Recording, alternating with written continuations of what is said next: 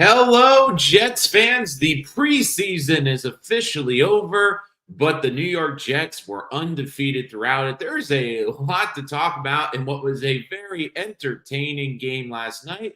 And the biggest question is who will make the Jets' final 53? And are there going to be certain veteran cuts that could be coming to the Jets? And also, could a possible reunion be on the horizon? For all the latest and greatest on the New York Jets, make sure to bash that subscribe button, give us a like. You can check us out on YouTube and on any podcasting platform, Spotify, iHeartRadio, all the bunch. So there is a lot to talk about the Jets 53 final roster, and there is a lot of speculation on who is going to make this team. Now, the third preseason game, we knew the Jets were going to start. We're not going to start with major players. And the biggest thing through the preseason happened to the Jets. The biggest thing in preseason is you make it through without any substantial injuries, and the Jets luckily were able to do that. The two biggest injuries out of the third preseason game, Xavier Newman and Max Mitchell, seem to be trending the right way, including Robert Saleh saying after the game that if this was a regular season game, Newman would still be good to go. It was just out of an abundance of caution. So there is a whole lot to talk about here. I know there is a lot to talk about, especially on the defensive line. But I want to start off with Izzy Abanikanda, who I think has played himself into this final roster. And a couple of big things that I've noticed on Izzy is his teammates really love this guy. It is clear he is a positive influence in this locker room. When you watch one Jets drive, when you see the reactions on social media, he is something to this team. I think this locker room really likes him. And you saw last night the reason that I think you have to keep Izzy Abanikanda. Yes, I know it's rare to carry four running backs, but he brings something to the table that this room doesn't have, which is pure burner speed. You saw it last night with the big touchdown run. He is something very special and something that adds another flavor to this room. And here's the thing. As much as I think the Jets, people look at this Jet team and think that it's going to be a high-powered offense, and I do think this team is going to score a lot of points, I think the Jets have shown you that they are going to look like a different football team because they have built themselves with an offensive line that can control around this line of scrimmage. They're going to run a lot more power in this offense. But the other thing, too, is I think they're going to run the heck out of the football. I think that this Jet team is going to look a lot more like the 2009, 2010 Jet team, which just ran the ball down people's throats instead with elevated quarterback play. Because I understand that people are concerned about this wide receiving room, but in a weird way, I think the Jets look at it and go, well, we're going to be running the football a lot, so we don't have to throw the ball 50 times a game. Now, they can. I'm not saying the Jets don't have good personnel at the weapons at the wide receiver position, but if you look, they have Malachi Corley, who's someone that can run the football from the wide receiver slot position. They have four running backs. And look, I think Izzy is someone that's going to make this roster for a couple of reasons. Number one, he was a draft pick by Joe Douglas. You're not going to give up on draft picks earlier. They tend to stick around. Number two, he's still only 21 years old. Adds a dynamic to that running back room that they don't have, which is just pure burner speed. And the biggest reason I think, too, that Izzy's going to be on this team is it just feels like if you were to cut him as part of this game where we get into roster construction, that he would be picked up by another team. I don't think you can protect him on the practice squad. Now, again, on the practice squad, you have to clear the waivers. Other teams get a chance to sign off of the waivers. And during the season, you have what's called the four protected, which gives them limited windows for teams to sign them. But I don't think that Izzy would make it through the practice squad. I just think another team would take a shot at him because of his ability, speed, and his draft pedigree.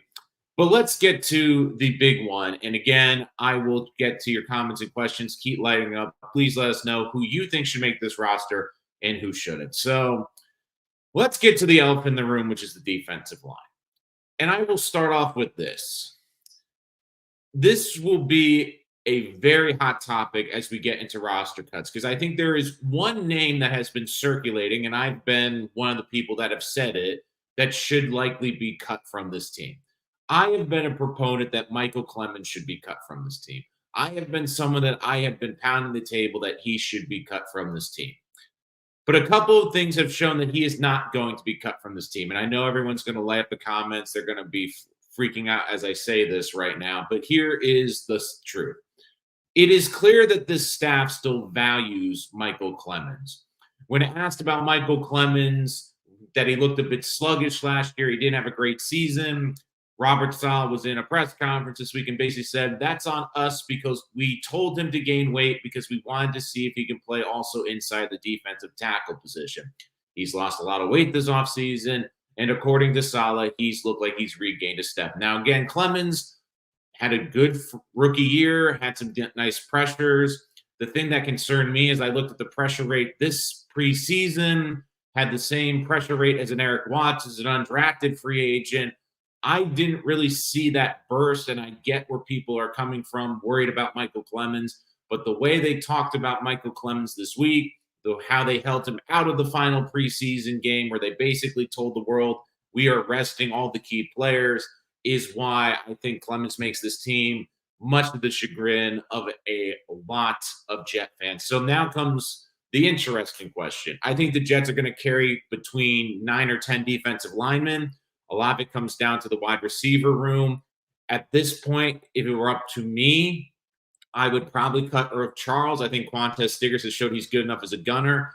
I think you're going to carry 4 running backs. I would carry 6 wide receivers at this point. On game day, I would lead toward carrying just 5 receivers, but I think you carry 6 receivers.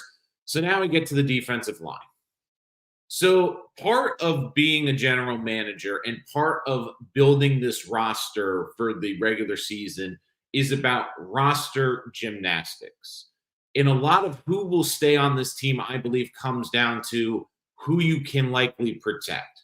I think that the Jets have done an unbelievable job at developing players, especially on the defensive side. And we have seen them take players relatively off the scrap heap with a lot of upside and turn them into very good players or nice role players. You saw it with Solomon Thomas, someone that many people thought was underachieving, and he's become a very nice role player on this defense. The biggest examples, obviously, Quincy Williams. Even DJ Reed, who was a nice corner for the Seahawks, has really developed into a really good corner for this team. The thing with this defense is you see a lot of bubble questions. We know the big ones are going to be Takk McKinley, Leonard Taylor III, Eric Watts, and Brady McGregor, who all had an impressive showing, including Leonard Taylor III, who had the hat trick, 3 sacks in a row, basically only half sacks, but still 3 sacks in a row in the game last night. So here's how I think in my predictions. Now, again, I could be wrong, and I will make sure to react throughout this week on the final roster decisions. But here is how I think the Jets will build this.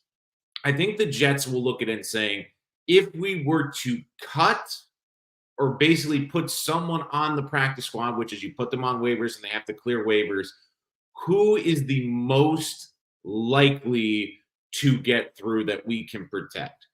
Now, I think McKinley is going to make this team because he has shown the great ability to come off the edge. The Jets need pass rush help. And the other thing, too, is he's a former first-round talent. It's apparent that the Jets really believe that this kid still has a lot of talent. You're seeing that burst, another couple of sacks last night. And I do think that McKinley would, if McKinley was to hit the waiver wires, he'd be claimed by someone. Because someone is going to look at McKinley and go, okay, even as a situational pass rusher, he's very good. The Jets have redeveloped him. The Jets have gotten into a position where he can be a nice role player for some team. So I think that the Jets will keep him because if he hits the waiver market, I do think he will be picked up very, very quickly. Because, again, he's a first-round talent. And the way we see it all the time in the NFL, first-round picks, second-round picks, they get a lot of opportunity. There's a reason they were drafted that high because there is clearly talent there. And if he were to go into the draft pool, the waiver pool, I just don't see a scenario where he doesn't get picked up. And plus, he's someone that has NFL experience. I understand that there's a lot of intriguing rookies on this team, but you need some experience. He has more experience than a Michael Clemens. This room needs some more experience. You have a young second-year player in Will McDonald. Having McKinley, who, again, I understand has not had the most exciting career as a first-round pick, but someone that has played a couple of years in the league, understands how to be a professional, I do think helps him make this roster. The other player I would keep out of this core group of four because I think they'll try to keep three, but realistically there will be two. I think you have to keep Leonard Taylor III. He has been a dominant force on the interior, and I get what people might counter with, well, it's against a lot of second and third stringers. The thing with Leonard Taylor III is this is a player that has shown an ability to get up the field. Brian Baldinger even called him Little Q, which I think is a great nickname for him. The staff has raved about him. They've raved about all these guys, but they've really raved about Taylor III. And especially finding an interior pass rusher is such a difficult thing to find in the league. And the other thing with Taylor III, why I think he would be coveted by other teams is he is an interesting prospect. Because again, I understand he went undrafted. But compared to the other two undrafted free agents, this was someone that had an incredibly high grade. Even this year, despite having a bad season, a lot of people had a third or fourth round grade on this kid. And if you were to really look at it, before the past football season, going into this season, if he had played at the same level he did the year before, he likely would have been a top 50 player in the draft. But what happened? He got nicked up in his final season. And a big thing that happens a lot of times, especially with defensive players, the team made a defensive scheme change. And you saw a big difference where they went from a really attacking defense to a defense where they asked him to play a different role. He struggled in that. I think a great example is Quincy Williams. They changed the defense in Jacksonville. He didn't get to play to his strengths and didn't get to develop, where with the Jets, you're seeing with Taylor III, they're just letting him attack, get up the field, and go get the quarterback, go get the ball carrier. And you're seeing an incredible burst. So even though he has that undrafted tag next to him, it's clear that he is someone that was definitely draftable. He's one of those guys where you look at the end of the draft and you go, how did he not get drafted? Like, again, I thought a lot of these kids, I were surprised they didn't get drafted, but I could see Watts a little bit. I get it. Coming from UConn, coming from a smaller program, maybe that's why he got overlooked. I look at McGregor, okay, more of a role player, didn't get a lot of prep, but you look at Taylor III coming from Miami, coming from a big program, big defensive scheme change. He's someone I think they have to figure out how to keep him, because if you put him on the waiver wire, he will be gone. Now, let's get to the next layer. Let's talk about Braden McGregor, and let's talk about Eric Watts. For those of you who are new to the channel, you know I am a huge Watts fan. I've been pounding the table in my mock drafts. I wanted the Jets to draft this kid, and I'm really excited. But let me start with McGregor. Of the two of them, I think McGregor is the one that will likely draw the most interest. And if they do put him on the waiver wire, I think there could be a team that is interested. So if it comes down to the final spot between the two of them, I think McGregor gets the slight nod because he has shown a better pass rush win rate this offseason. He's more of a traditional edge rusher than Eric Watts. He's got a little bit more of a burst off the edge. It fits more of a role that I could see other teams wanting. Now, Watts is a very interesting player because, again, 275, big kid. I think he play inside and outside. I don't see teams, and this is the big thing we have to remember here, I don't see teams really looking at him. I think the Jets, if he makes it to the practice squad, will put a priority. I just don't see another team claiming him off of waivers.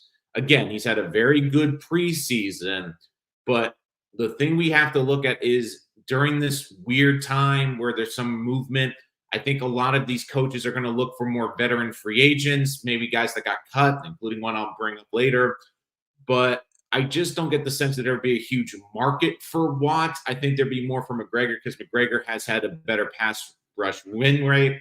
He's more of a traditional edge rusher, where Watts is a bit of a hybrid player where I think they're going to try to convert him to play defensive end and tackle. I feel like Watts would clear waivers and make it. Now, again, there's no such thing set in stone. But in my opinion, between those two, McGregor, who again in another couple of sacks has shown a great burst off the edge, has shown a great win rate off the edge. I think he has a better chance to get claimed off of waivers. But the thing we have to remember too is these are two undrafted players. if you claim someone off the waivers, it's not like you can stash them. Oh, I'm taking this guy and I'm stashing him on my practice squad. No, no, no, that's not how it works. You have to put that person on the 53. I don't see Watts being a player that someone's going to want on their 53. McGregor is an interesting one, especially in the first few weeks. If a team loses an edge rusher, if there's a major edge injury, maybe someone will say, look, we think he can be a decent role player. We'll give him a shot. So it will be interesting how this roster is constructed. I think they carry 4 safeties. I think they carry 4 linebackers. I've seen some people do the mock of 5 linebackers. I still think this team carries 4.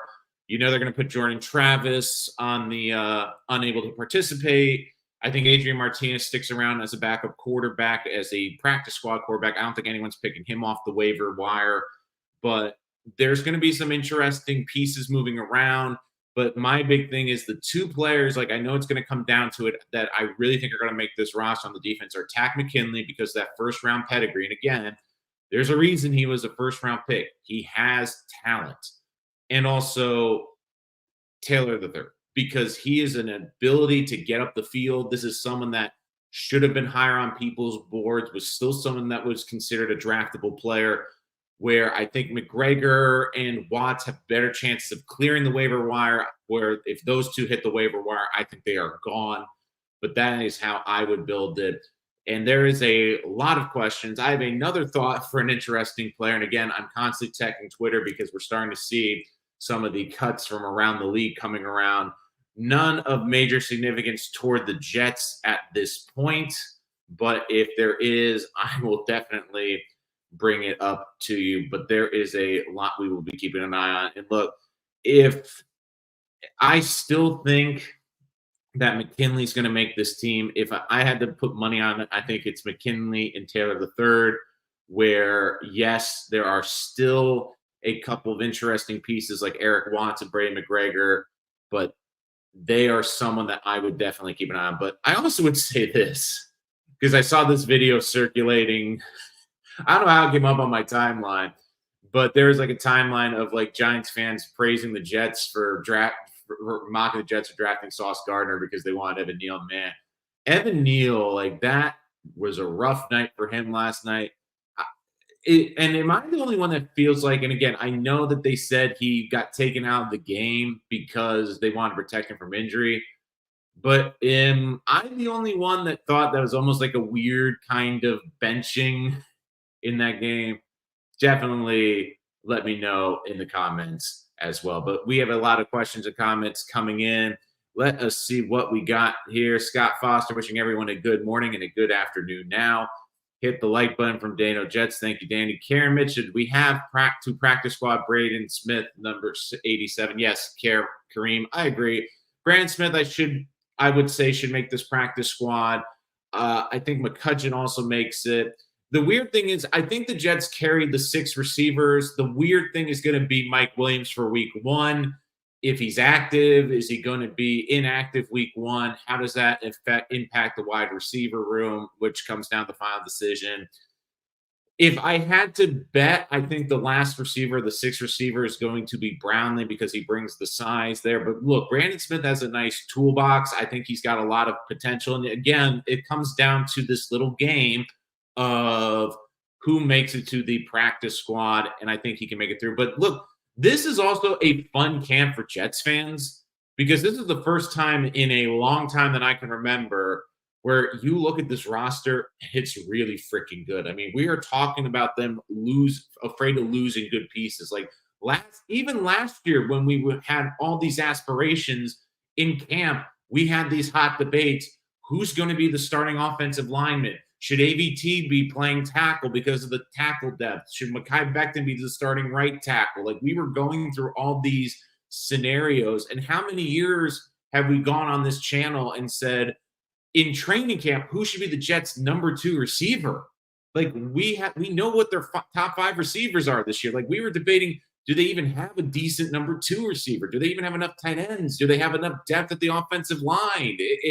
Like, this preseason, I think, is a testament to how this roster has been built, where there isn't a lot of holes. And all of a sudden, you're looking at a surplus of players where 5 years ago, if a player got cut from the Jets, they were going to be working a different job. They'd be in a different profession. Where now, if they're cut by the Jets, they're going to be picked up by someone because they have good players. Let's see. Oh, Dano's brought up something interesting that I'm going to get into a little bit. In developing players on the bubble, practice watch now you have shorter windows to start developing, no more stashing years, Yeah, Dano, great. And Dane brought this up. Best landing spot for Mike White. If I'm the Jets, I'm looking at bringing in Mike White to be the third quarterback. Here's the thing: has a rapport with this coaching staff, with this team. Obviously, was well liked to the point where it caused a rift by them wearing the Mike White T-shirts. If there's a way I could bring him back again, I'm not sure about practice squad eligibility with Mike White at this point. I would still try to bring him as the third quarterback. The thing is, as much as I believe Rodgers is going to be healthy, he's 40 coming off an Achilles. Even Tyrod's had some injury issues. Like, I would try to bring him in at some point to make sure that he is a third quarterback. Again, that's just me. Do we need? I don't think they need it yet. I think a lot of it's going to depend on Malachi Corley's development, Mike Williams' health. I feel like the Jets will add a veteran receiver, but it will be at the trade deadline. I think if this team gets off to a good start, like we're all hoping they are, that they will be in a buyer's market at the trade deadline and trying to add a veteran receiver at that point. So, yes, yes, I think they will pick up a veteran receiver. However, I don't think it will be now. As an enforcer's intent, other people like the guy on the Bills, don't like it because he brings the pain. Look, there's no question that Clemens brings a different attitude to that room. It's just one of those weird things where I tend to, and this is me, I tend to like the younger guys. And the thing with Clemens is he was always an intriguing prospect because, again, don't forget he was 24, 25 when the Jets drafted him, a very old prospect. I mean, he's almost 28 years old as a third-year player. Where I look at guys like Watts and McGregor, I mean, they are in their young 20s, and these are guys where after 3 or 4 years of development, when they're due another contract, they're going to be in their mid-20s, which is exciting. Where a guy like Michael Clemens is going to be in the 30-year-old mark, and you're like, okay, how much does he have left? Does he have more room for growth? So those are how I look at it. Kareem, both are interesting. McGregor seems more polished and wins more. Yeah, I think it's because McGregor's had that pass rushing role. He played at Michigan a lot in the pass rushing scheme, coming off the edge in those pass rushing situations where Watts is more of a traditional 3-down player. And he was used to winning with a lot of power. He was winning against guys that were a little bit smart on his UConn tape. But I do see a lot of development. I do think that he brings a unique skill set that not a lot of guys have. McGregor, Watts, Taylor, Izzy, we got to keep these guys. Maria, I think that they do. I think Izzy is definitely going to make this roster. I would be a little bit surprised if he doesn't make this roster, but I do think that he will. Watts, I think, is the likely practice squad candidate just because of I don't think there will be much market. McGregor is the weird one, though. I think he's that middle ground where I kind of wonder if he's going to be this year's Jason Pinnock, where I think do the Jets feel that he can slip through to the practice squad, but someone comes and gets him, and then you get frustrated. Like, that's kind of what happened with Pinnock. I remember they tried to get cute years ago. They thought there was not going to be an interest. And this is where your scouting really has to be great and an interesting part of scouting, because with scouting, it's not just looking at players. It's reading the room. It's reading the other teams. It's trying to get a feel of what other teams have needs.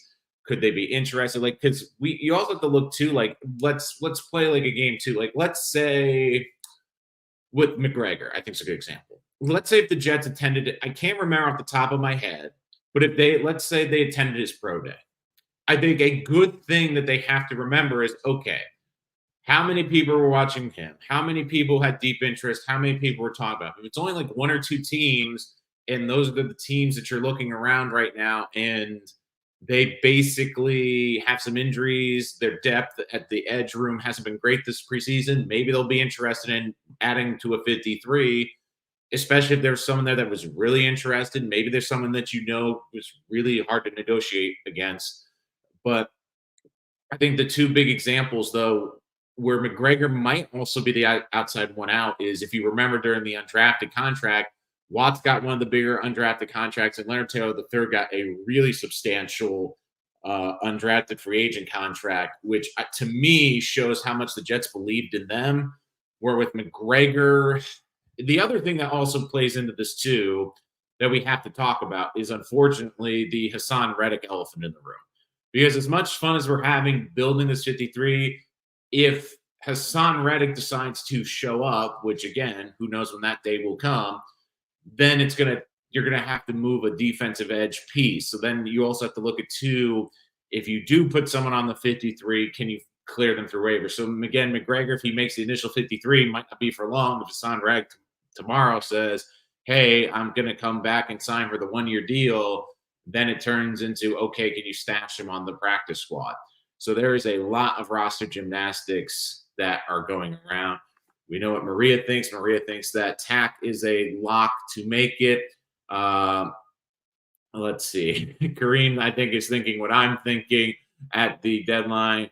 Dan, you're looking like McDonald was the better move than Broderick Jones too. Dan, yeah, again, Broderick Jones was an interesting one at the time because, again, I saw every Jet fan freaking out they didn't get Jones, but I didn't love Jones at the time. I thought he was a very raw player. It kind of reminded me a little bit of a Becton, where it was more of the guy had the really nice measurables, but you didn't love the production and you didn't see the tape, and you were kind of betting on the measurables. And I think Broderick Jones wouldn't have been a great pick here because to me, he's someone that needed to develop, and the Jets would have thrown him to the Wolves right away. And I just think he wouldn't have developed properly. I think you saw a little bit with Pittsburgh. They threw him in pretty early too, and he has struggled. Where with McDonald, at least, the one saving grace was the Jets had a lot of depth in front of him. They didn't necessarily need him to come in and make an immediate impact. So, but again, we'll have to see how this works this year because depending on how it works, depending on how he plays this year, I think it's going to really be indicative of how people view that pick. At 6 of the 17 can be vested vets rather than 2 or 3 before, but he may get better offers. G-Man, is he Finn Hackett's offense, though? Not my expertise. The thing with Hackett's offense is it's more simplistic, but it's still a variation of the West Coast system that Mike White ran with them. I still think White would be an intriguing candidate, but you do bring up a good point. The Giants, I think, could be interested, but the thing with White that doesn't really fix with the Giants is the Giants' offense. Again, I think it could adapt depending on the offensive line. You can tell the Giants' offense, they want to be a big play offense. They want to push the ball down the field. They want a big arm quarterback. White can push it down the field, but his greatest strength is getting the ball out quickly and dispersing quickly, in this West Coast style system. So I think he fits the Jets offense better.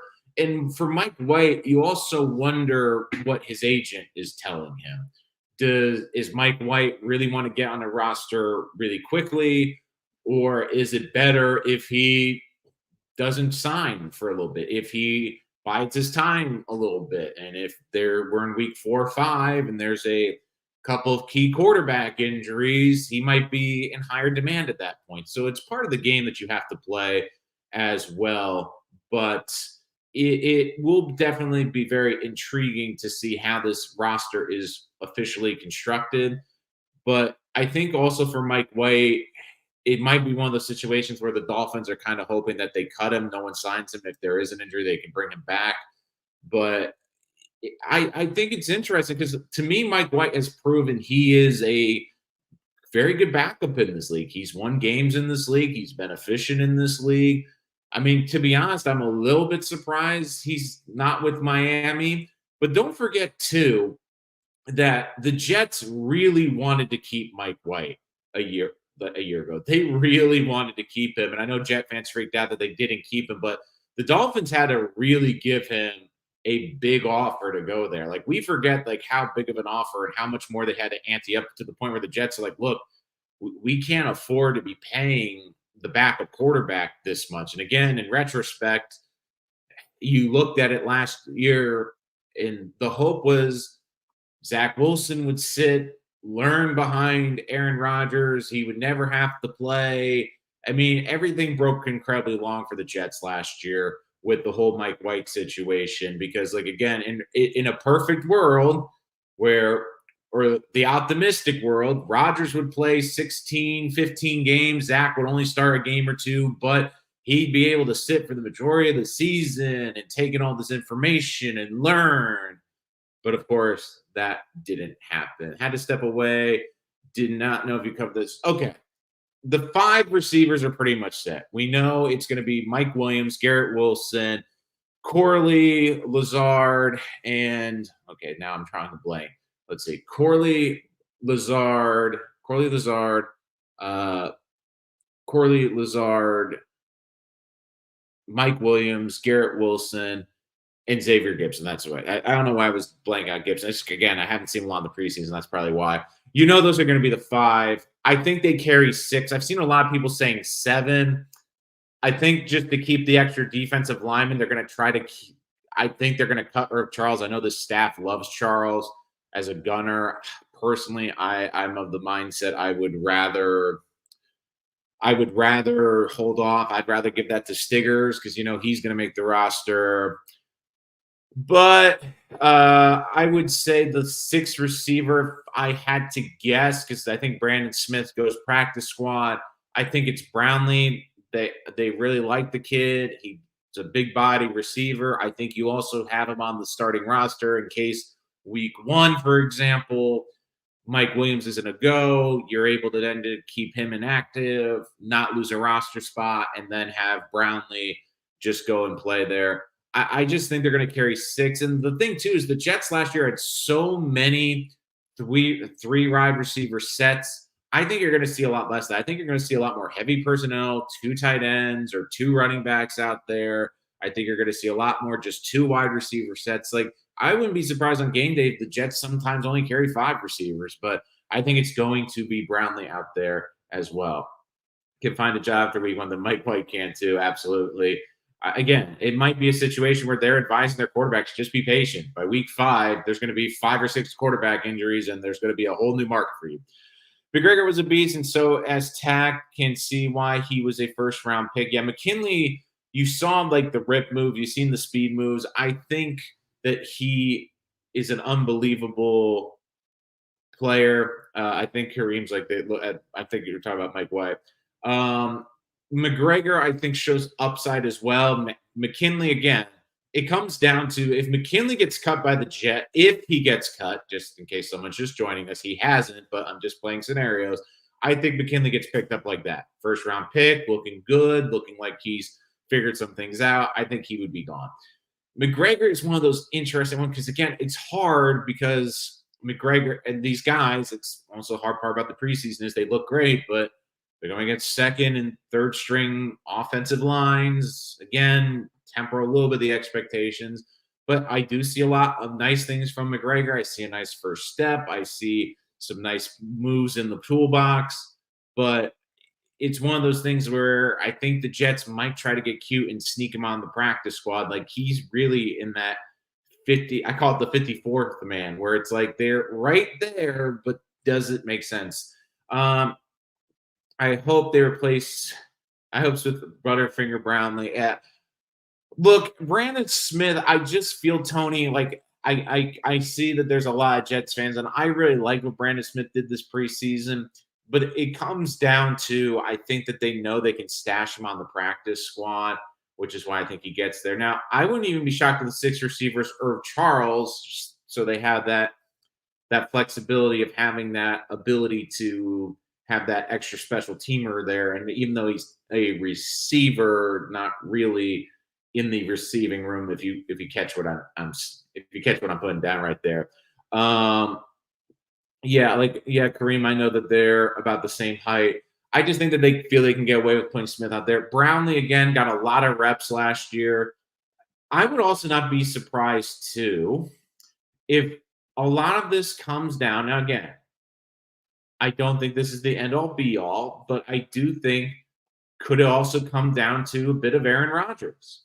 Like, who does Aaron Rodgers like in the room? Who does Aaron Rodgers feel he has a better connection with? Who does Aaron Rodgers think is a better fit? Again, like with these last few players, that could be a big difference. And we've seen it in the NFL time and time again where certain quarterbacks, like they get comfortable with certain receivers or certain tight ends, and it comes down to final roster decisions, and they make their voices heard. And it's clear that Rodgers has weight in this room. Maybe he likes working with Brownlee. Maybe he feels he's got a better connection. I do think that that is something that is an important factor in here. Is who does Rodgers think can work with him? Who does Rodgers think is a better fit with what he does? Because even though Brandon Smith had a really good camp, we have to remember Brandon Smith also was working with quarterbacks. He was working with pretty much the whole preseason. He was working a lot with the second and third team. He was working a lot with Martinez. He was working a lot with these backup quarterbacks where,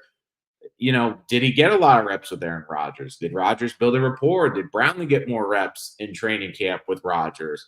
So the other thing too is, again, like I know Lazard's making this team. I know like some people are going to debate that, but he's going to make this team. But yeah, like Tony Alex brings up a good point. Gray in practice.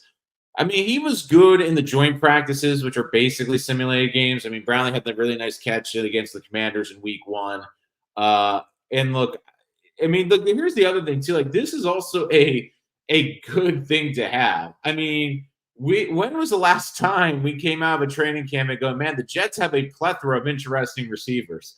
Like, I remember like 2 or 3 years ago, like, do we forget the days where Sam Darnold? It's like, okay, who's even the number two receiver? And then we're going like, I remember I would do it on this channel, and I would put this out there, like he'd be the number two receiver on the Jets. Would he be a number five somewhere else? Would he be a number six? Would he be on someone else's roster? So again, I do think that this is a good problem for the Jets to have. It is something that I'll take. I love these first world problems being a Jets fan. I cannot tell you how many times like we would go into training camp, even last year with a better roster, and just go, okay, like, do we have enough depth at the tackle position? Like, do we feel comfortable with their starting right tackle? Do we feel comfortable with it's just amazing to me that all of a sudden now we are worried about them losing all these depth pieces. But look, I'm just very happy that the Jets were able to get some good players. Now, the one thing that hurts Smith a little bit, and I kind of wonder if this comes into play. Now, the hard part with all this is COVID, because again, COVID still is having a bit of an impact on the draft process because of all these fifth years, all these players with eligibility. Smith is also 25, and I wonder if the Jets look at it and go like, this is someone we can keep on the practice squad because no one's going to take a chance on a 25-year-old wide receiver, even though he's a rookie. To me, I just look at it and go, the other thing too is like, this is the other thing we have to weigh with this whole roster construction is, does it make more sense for the Jets to keep a spot for Brandon Smith, or does it make more sense to try to get one of these talented defensive linemen on this team? Because like for every person you add, there has to come a subtraction. And the other thing too is, like I said with Hassan Reddick, if you add Hassan Reddick, that means another of these young, talented linemen have to go. If you put Brandon Smith on the practice squad, where I don't think he would be claimed, does that allow you to carry a McGregor? Does that allow you to carry a Watts? Does it give you that extra flexibility to carry it? Like, I would not be shocked if the Jets only carry 6. Again, like I think it's going to be Brownlee. I would also not be shocked if it's Irv Charles. Like, again, and Tony brings up an interesting one too, the punt returner. I do not think they will. I don't think that the Jets will carry an extra returner. Now, again, like I mentioned this in the last video, because we were definitely talking about this for Codrington. I mean, 3 returns, 24 yards last night. Codrington is an intriguing player, and the one thing I would say with him is I think that if he were to hit the waiver wires, there could be a team interested because with this new kickoff rule, with the new return rule, I would do everything to try to keep him on this practice squad. But I do think there's a chance he gets claimed, especially with the kick return rules. Codrington, the hard part with him is if you keep him, he's a defensive back that's not really a defensive back. It's kind of like the Herb Charles situation. Like if you carry Charles, you're carrying receiver, but it's not really a receiver you're going to use. In the Codrington's case, then it's like, okay, do the Jets then carry 6 corners? We know the Jets have their 5 corners pretty much set in stone, but do you carry an extra corner? Do you carry him and then you carry one less receiver? Or do you carry one less tight end? Like if you're keeping Izzy as the fourth running back again, that means we're going to have to play a little bit of roster gymnastics and go down the list. And as much as I think Codrington has shown this preseason, I think the Jets' hope is that they can stash him on the practice squad. And the big thing with him is even though he's had some nice returns, I think the Jets feel they have good returners ahead of him. I think that they're going to use Isaiah Davis as a returner. I think you're going to see Malachi Corley, not all the time, but be used as a kick returner as well. I think you're going to see them using Xavier Gibson as a returner. So even though I like what Codrington's done, especially with the punt returns, because I do think that is a very underrated skill, especially on the punt returns. To me and Tony, I again, this is the hard part because you like these players a lot and you like to keep all of them, but you can't. I just had this feeling he's on the outside looking in because I think that there's harder players that the Jets have to play, and this is part of the game with the cutting is can he clear waivers? Like with Brandon Smith, as we were just talking about, I think he clears waivers. Eric Watts, I think, has a better chance of clearing waivers than a McGregor. Codrington, it's funny, and like again, the Jets have to do their diligence. Is there a team that really needs a returner? Do they know there's a team desperate for a returner? Have they been keeping an eye to see if there's any other scouts watching Codrington? Like there is a lot of player to really keep an eye on there. And unfortunately, like it comes down to who, especially as you're filling out the bottom of a roster, you have to really think, okay, can they help us on special teams or can they play multiple roles? And the problem with Codrington is, okay, he's your punt returner. Is he going to play anything else? Is he going to contribute on corner? Is he going to contribute on certain formations? And the answer is likely no. And you also have returners ahead of him. And again, I know Jet fans are going to look and say, well, I don't know how much Corley's going to return or Gibson's going to return. But I just feel like, again, there's more pressing needs to find with this team. And as much as I do like him, Codrington, I just get the feeling that he is going to go. So, George, we talked about this. I really do like Braden. I think he's a real candidate to be the 53rd person to fill out this roster, especially if Hassan Reddick doesn't sign by opening day. The hard part with him is, again, he's an undrafted free agent. I think he was down as a 6th, 7th round pick, UDFA for a lot of these draft boards. The thing with him is I do think if it came down to the two of them, between Watts and McGregor, I've said it before, I do think that McGregor will get picked up off the waiver wire. But I think this is a game of chance that the Jets might play and say, look, can we stash him on the practice squad? Because is there a team right now that would claim him? Because again, with the practice squad, if you claim someone, they have to be on your 53. It's not like you can just, I want this guy and I'm going to take him and I'm going to stash him on my practice. That's not how it works. You have to put him on your 53. And I think a lot of GMs at this point are not looking at other teams' UDFAs to really fill out the final 53. I think they're more looking for veterans that get cut from other teams, surprise cuts, some overlooked veterans. Like that is what they're looking for. So I think they try to keep Matt as well. And I do think Izzy will stay. I think they're going to carry. like I said, I think the Jets are going to be a lot more run heavy team than people expect. So with that all in mind, I do think the Jets make a conscious effort to keep them to keep him there to make sure that he's on this team. Like I just really don't see I really don't see Izzy getting cut. I think he has made this team and he adds another element to this room that they don't have, which is really a burner. I don't think that they have that type of burner that, can really take the ball 50, 60 yards outside of Brees in that backfield. And look, I like Braylon Allen and Isaiah Davis, but they do not have speed like that. But like we said, we've seen some surprise cuts already. We've seen Mike White get cut. I see some of the Jets consider as a third quarterback potentially for this team. Like there is a lot to really look at this season and really look at how they're going to build this roster to fill it out.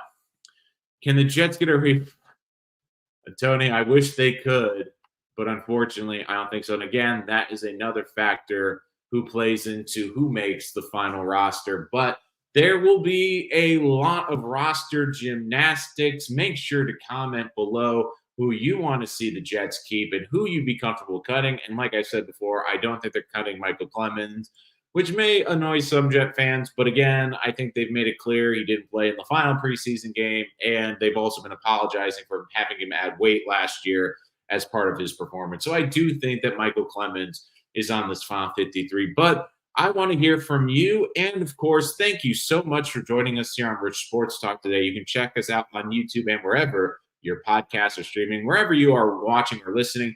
Make sure to give us a like, give us a subscribe, and make sure to follow us for all the latest and greatest content on the New York Jets. I promise you're not going to want to miss that. We will, of course, be back later this week as we will break down the Jets' final roster construction. We will bring you all the latest on the Hassan Reddick news and so much more as we gear up for the 2024 season. We will have a lot to talk about this year and what should be an exciting year. But we'll see you next time when we get into the Jets' final roster, who made the cut and who didn't, and are there going to be some last-minute free agent signings that we don't see coming? All that and more on Rich Sports Talk. Make sure you subscribe so you don't miss any latest. I'm Nolan Rich, and this has been Rich Sports Talk.